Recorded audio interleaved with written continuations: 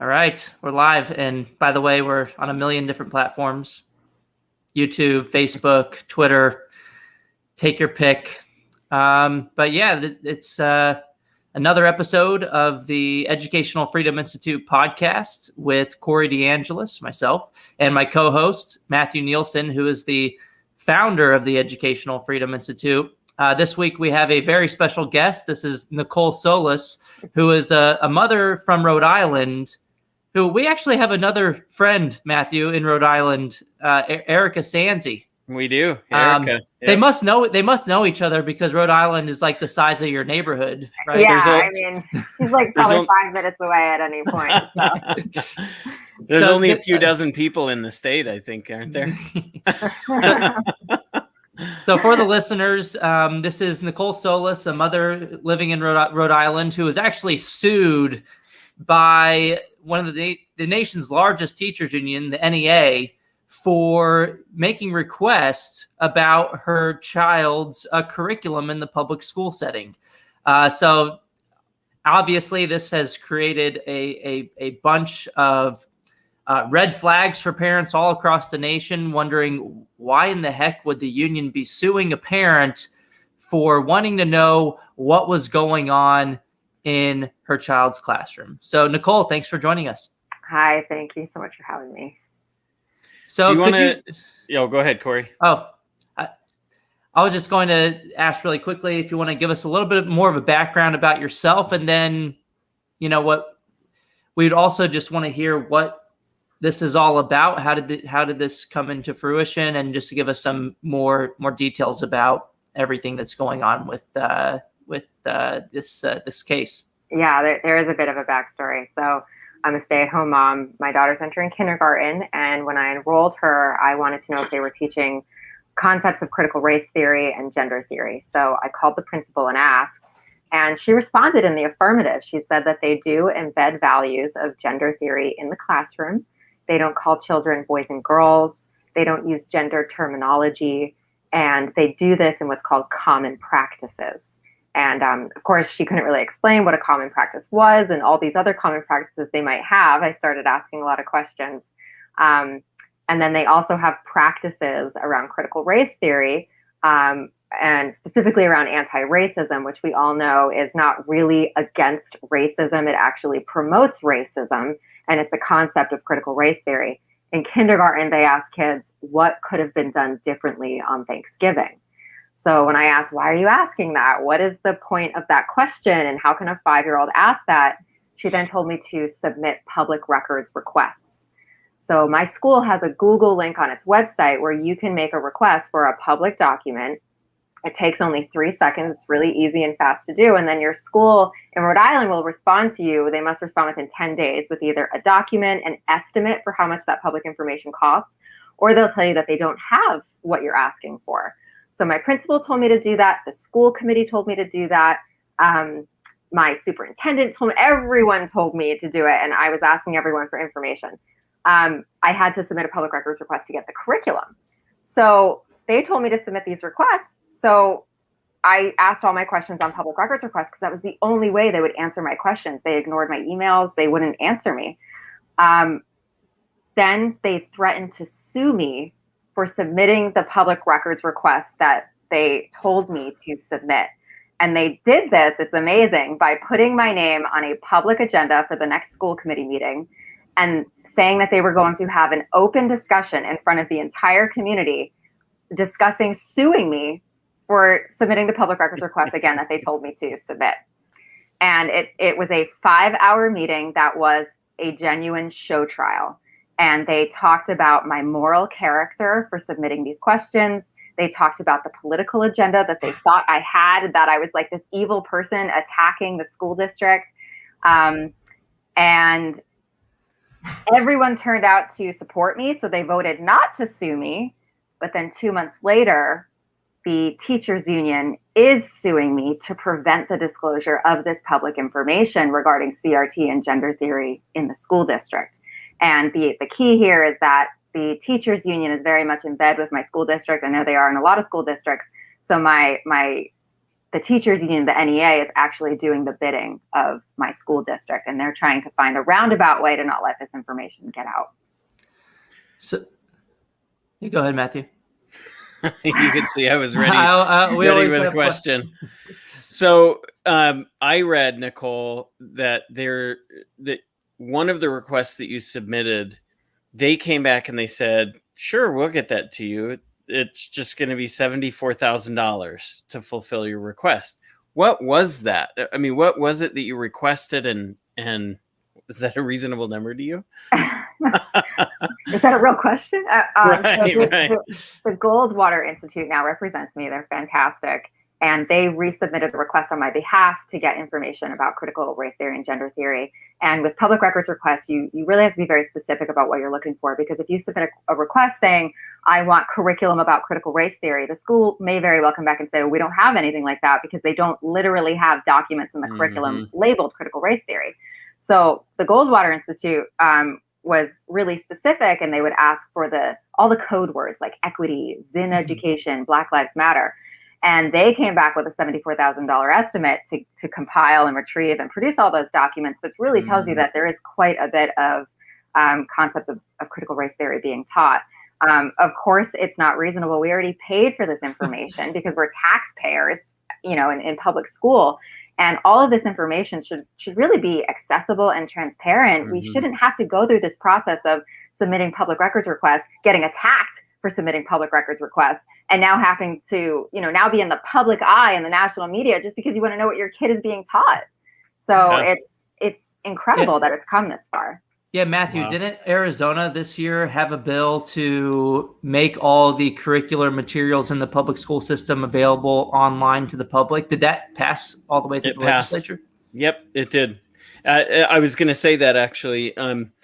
Every state should have that law in place. To me, just to your point, Nicole, it's interesting. Of course, we're all paying for this, right? I mean, this is all paid for already. We paid for the curriculum. We paid for the people to review the curriculum. We paid for the people to purchase the curriculum through taxes. But you do not get to see the curriculum at all unless you pay money. And that's insane. So yes, I think every state in the country should have that law on the books, that just full transparency. What is it that we're teaching your kids? Here it is on a website. Log on and read. Exactly.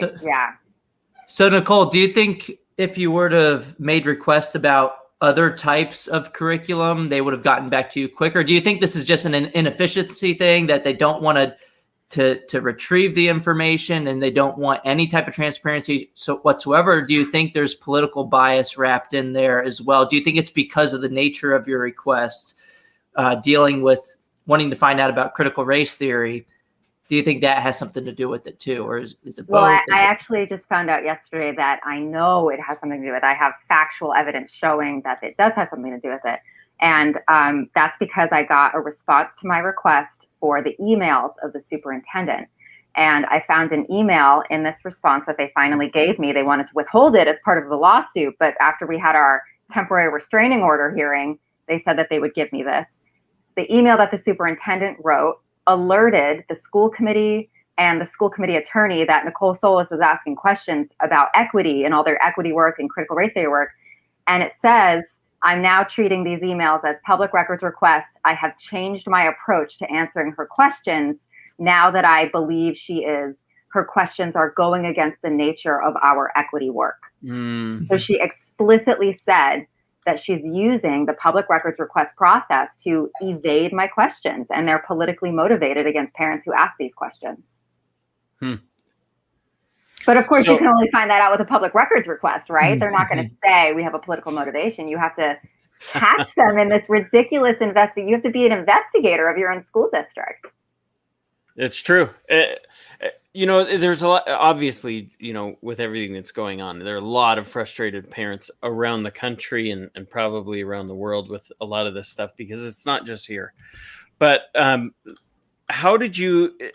what made you start to ask those questions, Nicole? Why did you go to your district or to your principal? What kinds of things were you hearing, reading? What tipped you off to those ideas?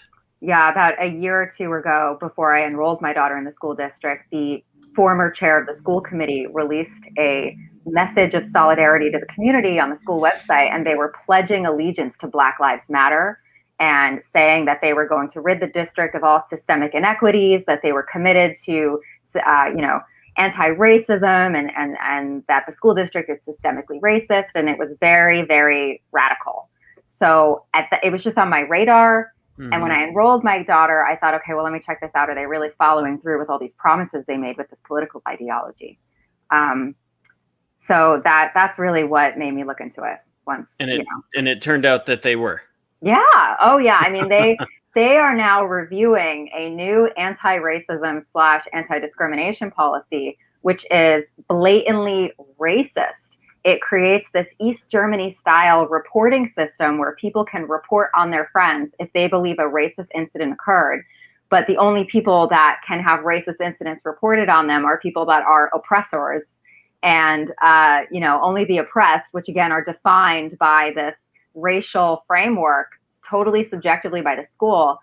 And then when you're reported, the school committee will then meet secretly in executive session to make their own determination as to whether you are racist.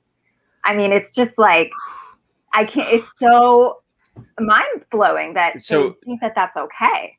And they do that in executive session, which for those who don't know what public meetings laws require or what they allow for, executive session is typically only allowed for legal matters with legal representation present. And so now that varies by state. So I shouldn't say that that's what Rhode Island is per se, but it does. Whatever state you're in, executive session means it's not public. The public cannot listen in. It is not videotaped. It can't be shown later. There are no recordings. Notes taken by participants of the executive session cannot be released to the public. So it's a secret meeting. Yeah. And to be clear, they are reviewing this policy. It hasn't passed yet. I alerted them that it was illegal.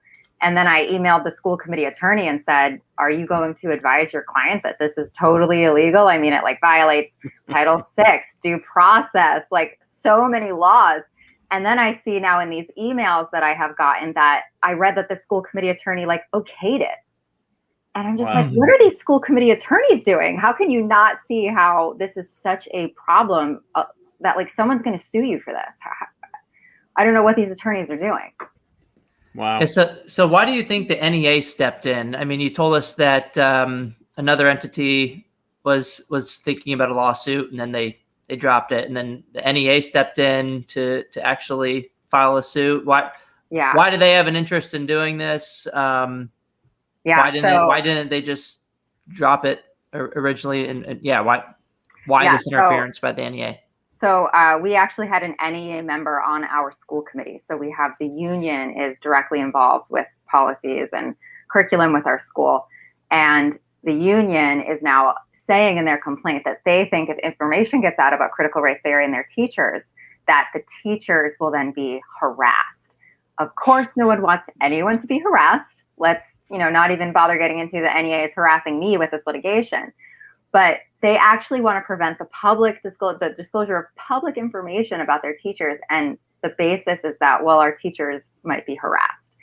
What they really mean is they're going to be subject to public scrutiny, as all public employees should be.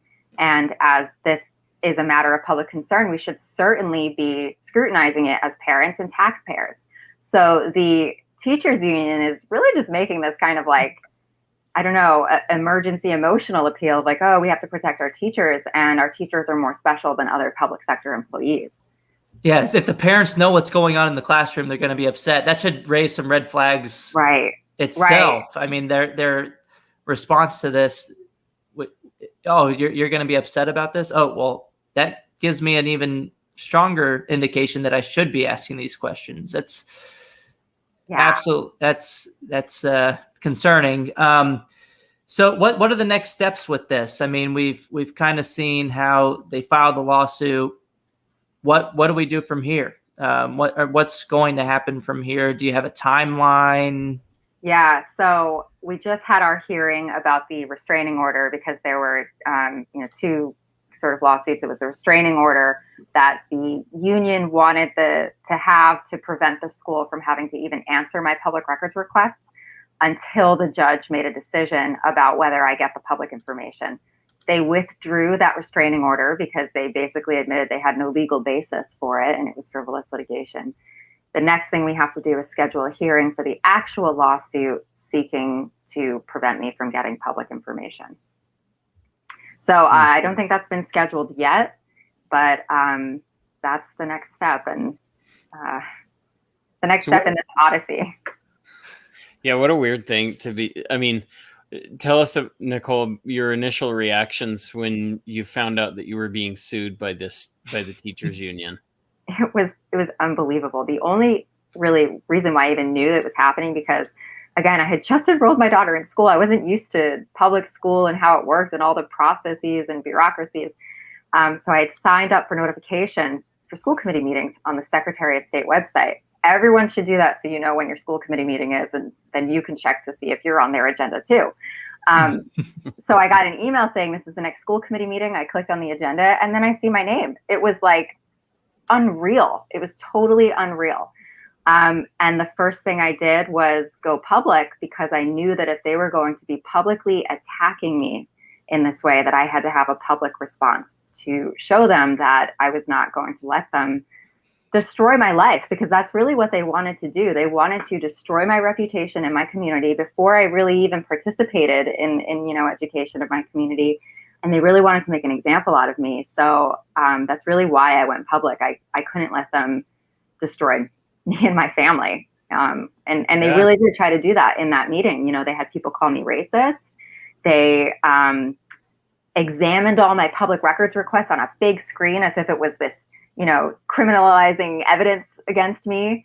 And I really think, all the media attention for showing that what they did was so wrong. And I hope they now know that if they try to do that to another parent, that other parent's going to go public too. And we're going to turn the public eye back on them.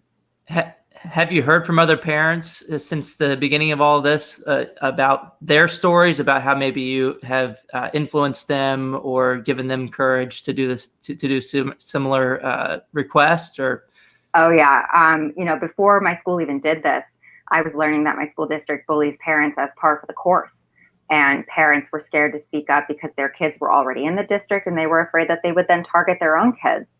So I was really in a special position. My kid wasn't entering school yet. And if it got really bad, I could put her in private school, which is what I did.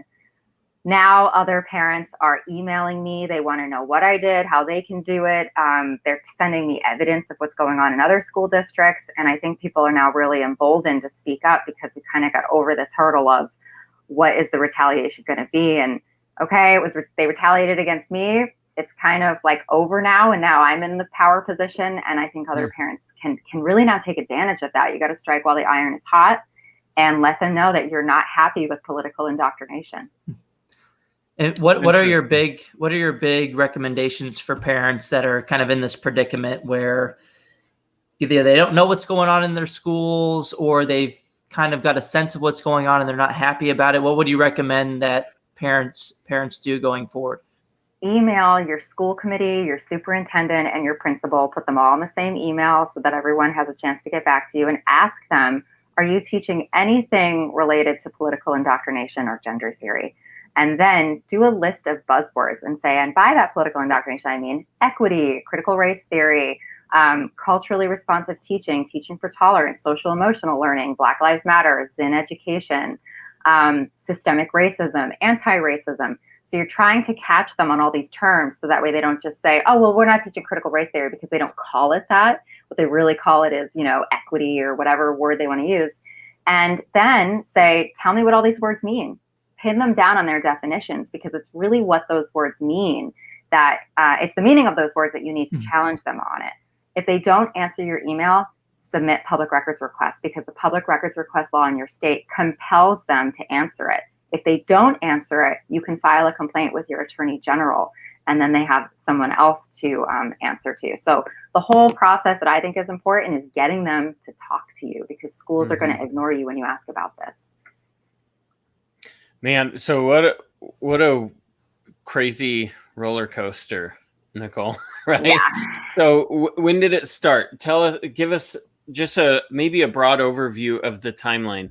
You first learned about the ideas just kind of generally 18, 24 months ago, at least some events kind of piqued your interest in those or tipped you off to them. And then what?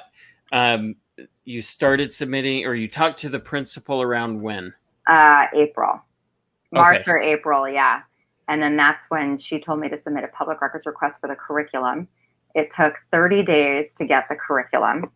And even when I got the curriculum, it was old, outdated curriculum that they weren't even teaching anymore. So then I had to file a complaint with the Attorney General that they didn't give me current, and their response with the Attorney General arguments was, well, Nicole didn't request current curriculum. So we gave her curriculum that we've used in our schools before. Right. Like, what's wrong with curriculum from 1987? I don't know why Nicole is so unsatisfied. So that happened. And then I was submitting public records requests. They were responding to them. They were sometimes even friendly, saying, oh, did you mean this when you requested this? And so they were communicating with me.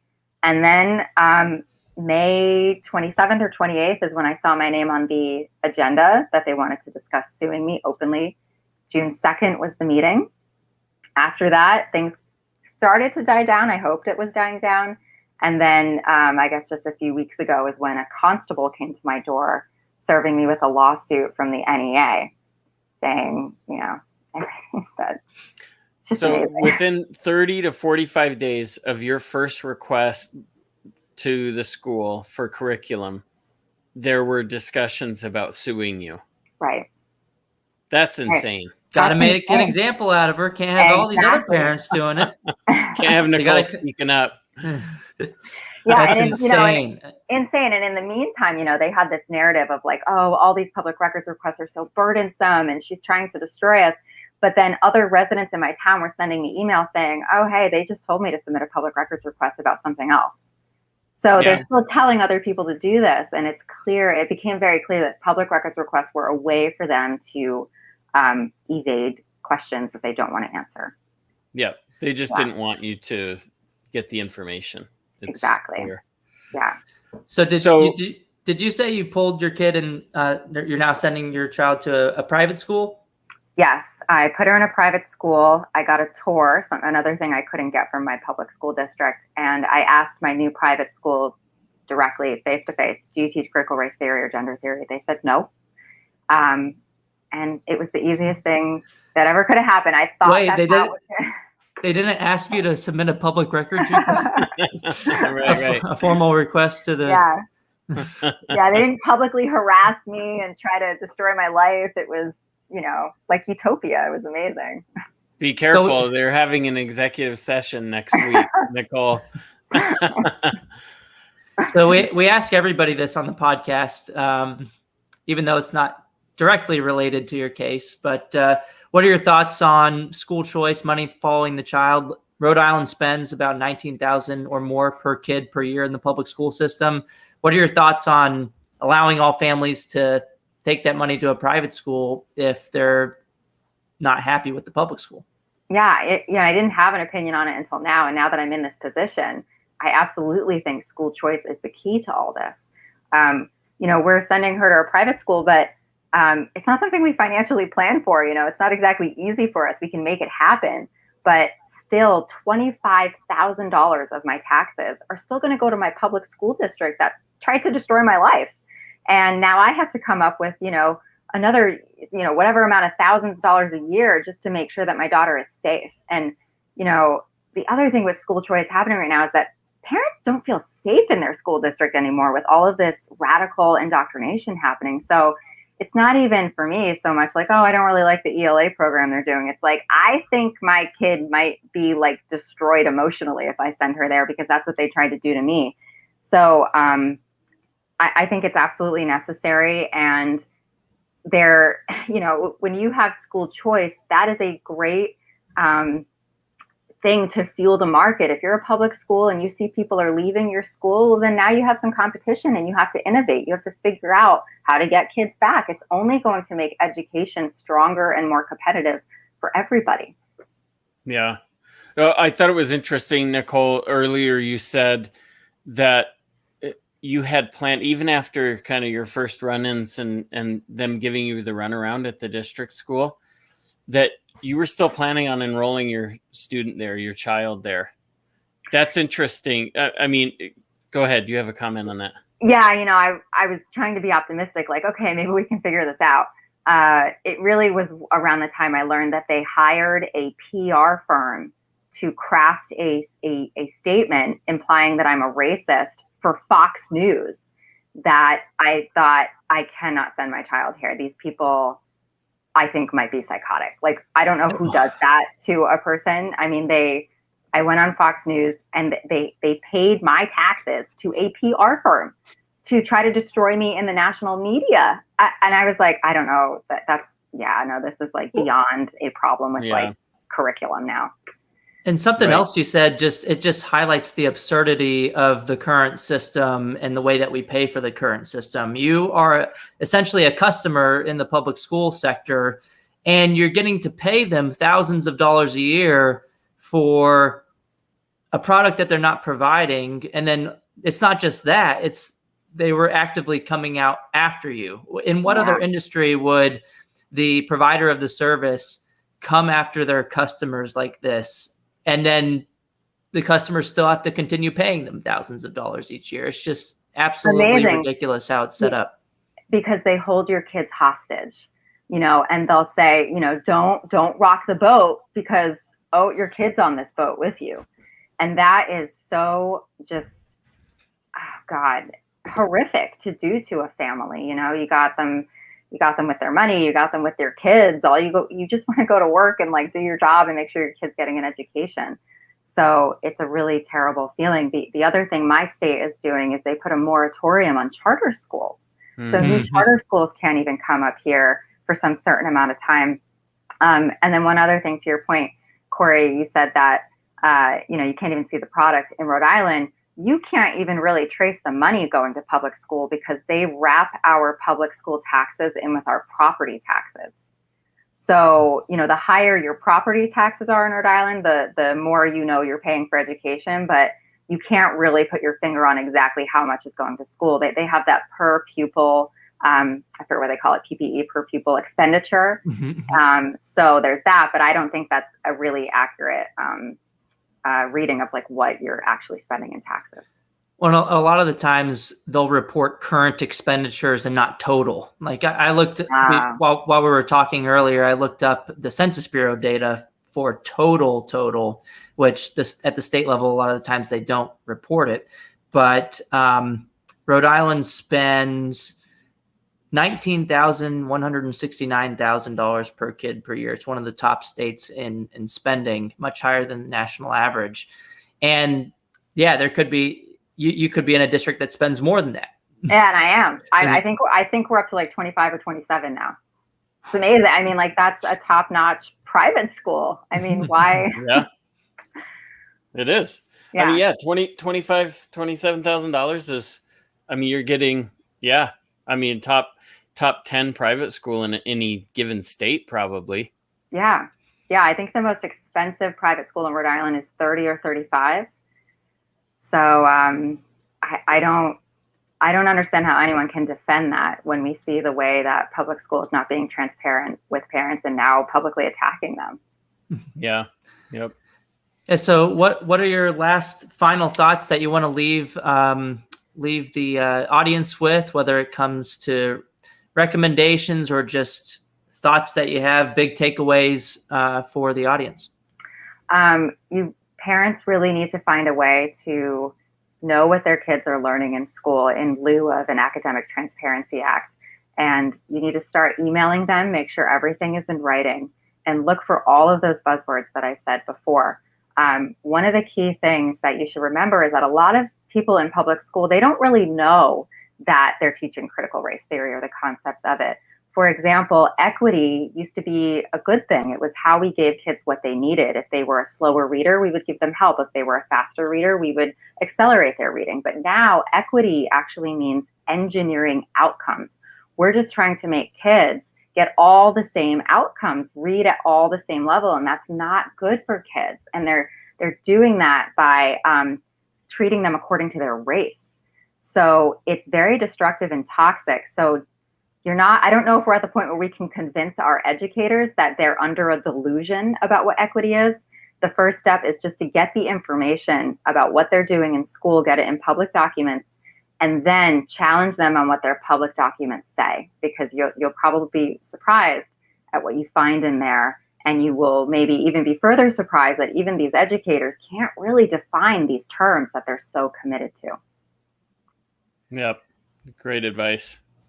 All right. Yeah. I want to say thanks again, Nicole, for giving us your time today to discuss all of this that's going on. Well, we'd love to have you back for an update. Hopefully it's a positive update coming up whenever that happens. And just want to say thank you again. And thank you for all the audience for coming out to check out the Educational Freedom Institute podcast. Again, this was our guest, Nicole Solas. This is the mother from Rhode Island who was actually sued by the teachers unions over making public records requests in regards to the curriculum that her child may or may not have been subject to in the public school setting. So thank you again, Nicole. Thank you. Thanks. Bye.